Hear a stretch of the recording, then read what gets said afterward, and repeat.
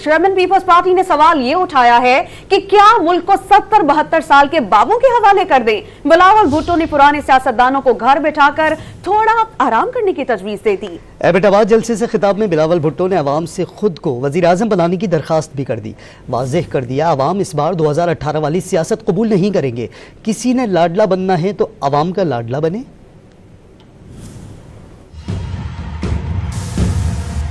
70 साल के बाबे, क्या हम उनके हवाले पाकिस्तान का मुस्तकबिल, हमारा मुल्क के अवाम का मुस्तकबिल उनके हवाले करना चाहते हैं? वो पुरानी सियासत और पुराने सियासतदानों को पोलाइटली में कैसे घर बिठाना पड़ेगा। आप जरा रेस्ट, इससे बेहतर कि हम किसी को दूसरी बार वजीर आजम बना दे या किसी को चौथा बार वजीर आजम बना दे। हम किसी को जिसको मौका ही नहीं मिला है, एक बार मौका दीजिए। सिर्फ और सिर्फ अवाम के पास ये हक है कि वो फैसला करे कि वजीर आजम कौन बने, MNA कौन बने, MPA कौन बने। किसी और के पास ये हक नहीं है। लाडला अगर बनना है तो अवाम का लाडला बनना है। मैं अपना सियासत पे यकीन रखता हूँ, अपना मंशूर पे यकीन रखता हूँ, और मैं अपना सियासी दोस्तों को भी कहता हूँ कि आप भी अपना सियासत करें। ये पुराना सियासत जिसने पाकिस्तान को 2018 में तबाह कर दिया,